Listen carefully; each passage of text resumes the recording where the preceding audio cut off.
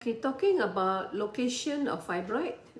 So I have drawn a diagram to make you understand about the location of the fibroid in the uterus.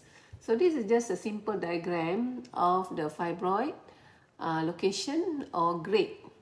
So if you look at here, this is the uterus picture, and these two ovaries, and this is the fallopian tube. And this is the cavity, and this is the smooth muscle of the uterus. So you can see here there are many fibroids in this picture. So number one is the fibroid. Here we call it cervical fibroid because it begins or arises from the cervix. So it can also grow very big and then causing obstruction to the outflow. Then we have intracavitary. You see here, this is fibroid that grow inside the cavity of the uterus. So this we call it submucous fibroid or grade 1, FIGO grade 1 fibroid. And this type of fibroid usually presenting with heavy menstruation. And then we have grade 2 or grade 3, something like this, is a rise in the muscle, but it projected into the cavity also. If it's more into the cavity, we call it grade 2, or it's more into the muscle, we call it grade 3 fibroid. And then we have grade 4 or grade 5 fibroid, which is the tumor, again the fibroid that grow in the muscle but projected outside. But if it's more in the muscle, we call it grade 4 fibroid. But if it's more towards outside, we call it grade 5 fibroid.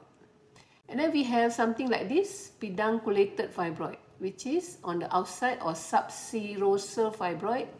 This is a grade 6 fibroid, where they actually grow very big, but they have a kind of a stop. So sometimes this type of fibroid can grow so huge because they can get blood supply from the surrounding structures, like from the omentum inside the abdomen. And this is another one also, can grow very big, but it has a slightly more bigger attachment. Maybe the stalk are much smaller. So this is called grade 5 fibroid.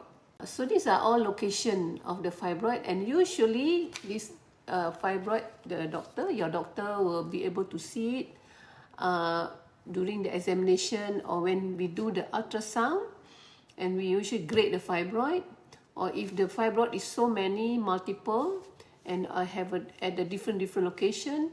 So sometimes we can also do a CT scan, and from the CT scan of the pelvis, we should be able to see the fibroid more clearly in terms of location and its relationship with the organ, not just the uterus, but also the surrounding organ, whether it has caused compression or affecting the surrounding structures.